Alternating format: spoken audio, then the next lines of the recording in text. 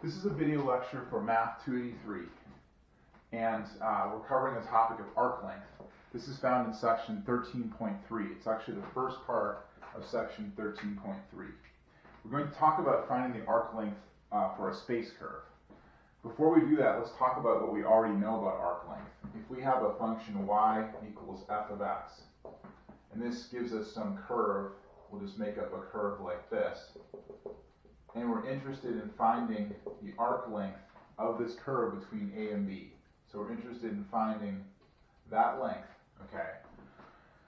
We know how to do this. The arc length is equal to the integral from A to B of the square root of 1 plus dy dx squared integrated over dx. So this is how we find the arc length over this interval. Now, if x and y were given parametrically, so let's suppose we had x equals f of t and y equals g of t, where t is our parameter. We also learned how to find the arc length in this case. In this case, the arc length will be the integral from a to b of the square root of f prime of t squared plus g prime of t squared integrated over dt.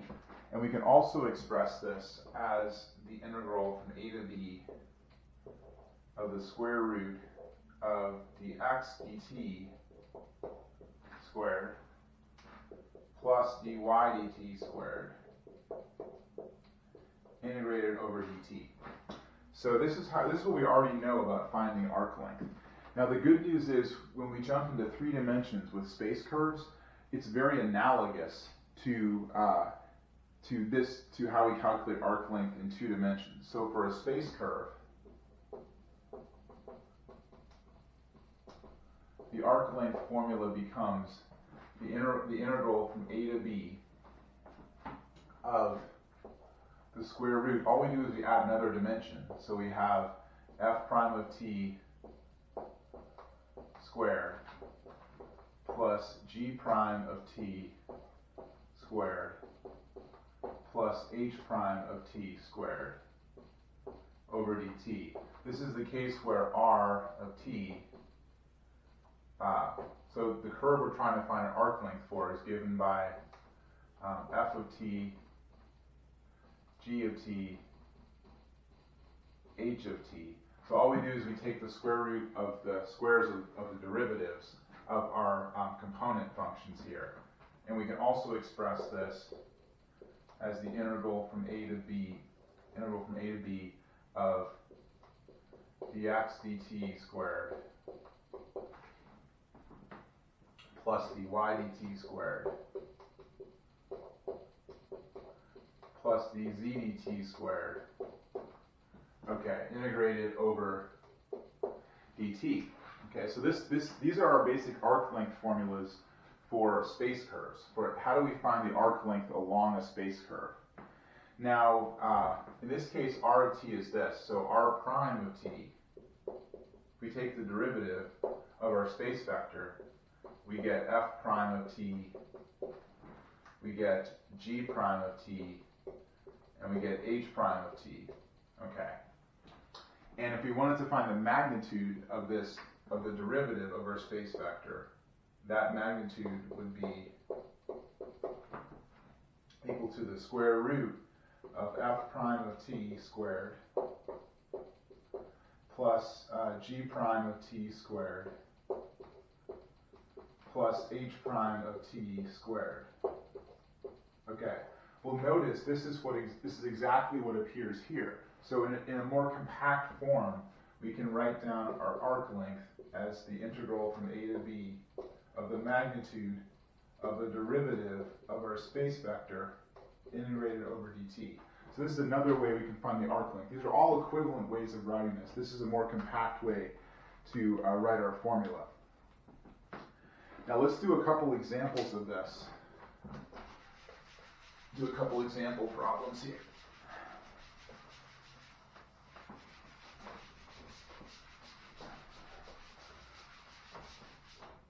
So let's imagine we have this space curve. We're going to find some specific arc lengths.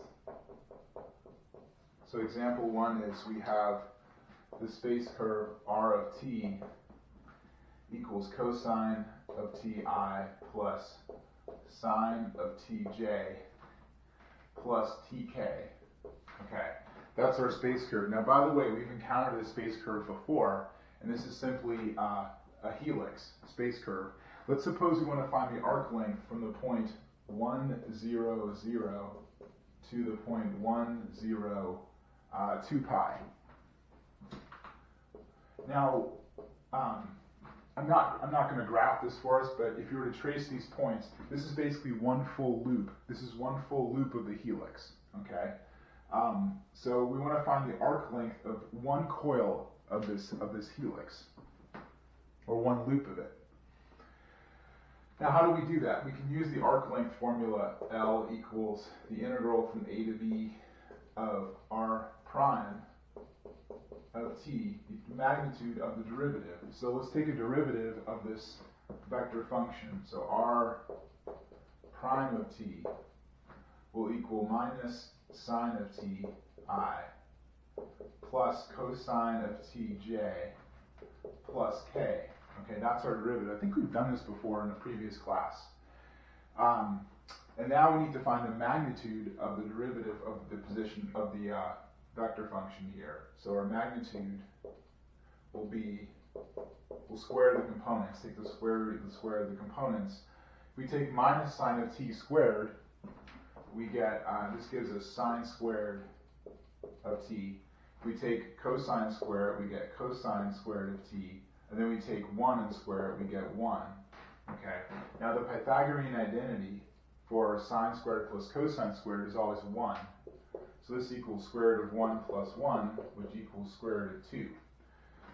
So this is the magnitude of the derivative of our space vector. So now we can find the arc length. Now the only other thing is to figure out what values of t correspond to these points. Okay. Well, looking here, we know that z equals t, right? So for the first point, for 1, 0, 0, z equals 0, which equals t, okay?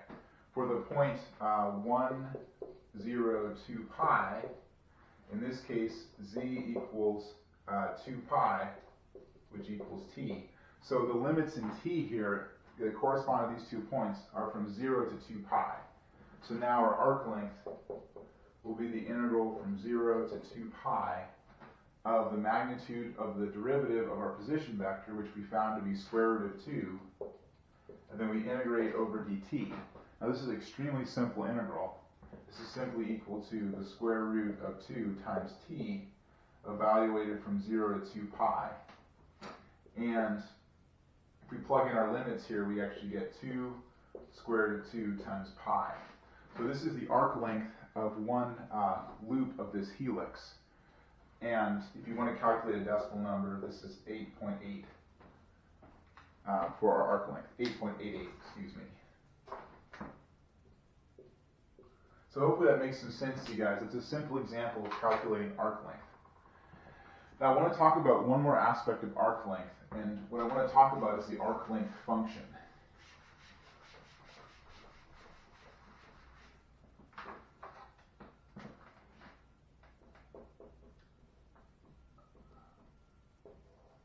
So instead of actually calculating a numerical arc length of a curve, we can calculate the arc length function. So what I want to do is calculate the arc length as a function of my parameter t. So I'm not given 2 specific endpoints. I'm given a starting point, but my endpoint is still a variable, corresponds to the parameter t. So let's imagine we have our space vector r of t equals f of t I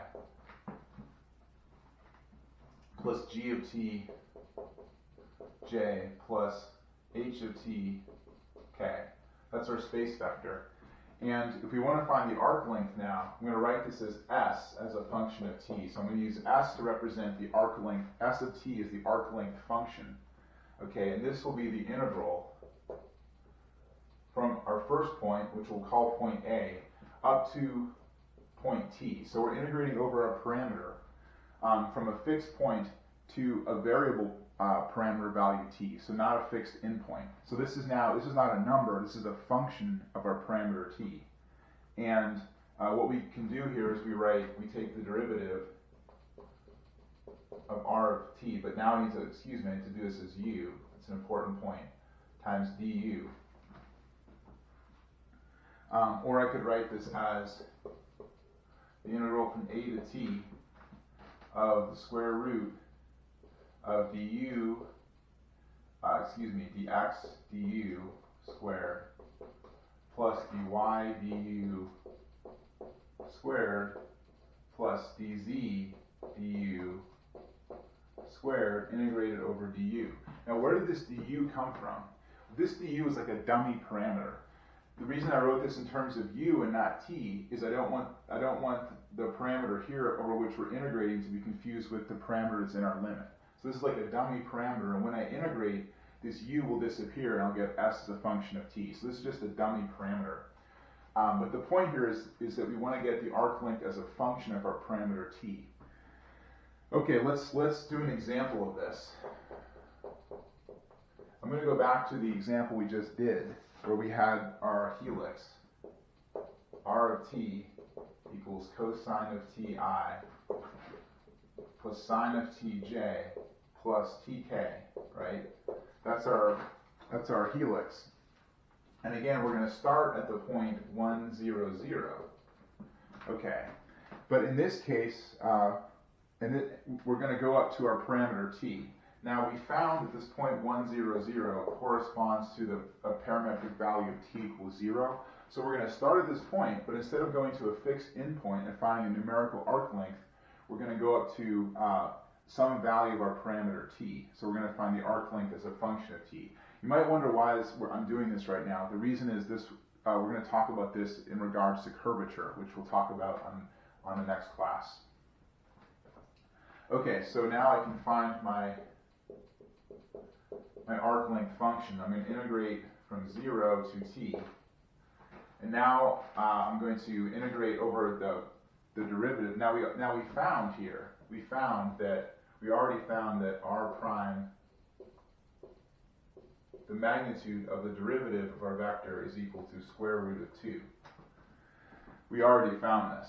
Okay, now we could put a t or u here. It doesn't even matter because actually it turns out our parameter doesn't appear here, but if it did, we'd have a u here instead of a t. That's okay, it's a dummy parameter. And so we can put this in. Arc length will be equal to the integral of the magnitude of the derivative of our position vector. So we get square root of 2, and we integrate over du. Okay, let's perform an integral again. It's the same integral. It's a simple integral. So if we do this, we get square root of 2 evaluated from 0 to square root of 2 u, square root of 2 u evaluated from 0 to t. Okay, and that just gives us square root of 2 times t. So our arc length function s of t equals square root of 2t. Okay, so now, I mean, it's the same problem as we had before, but now instead of having a number for the arc length, we have the arc length as a function of our parameter t, as long as we start at t equals 0. So as we go up this helix, depending on if our t value is 4 or 8 or whatever, we can very quickly calculate the arc length, but we have the arc length as a function of t. Apparently, as we go up the helix, the arc length is linearly proportional to our parameter t, which makes sense because the z component is linearly proportional to t. Anyway, that's the arc length function. So I'll do some practice problems with you guys in tomorrow's class. We'll do some more problems calculating arc lengths and arc length functions.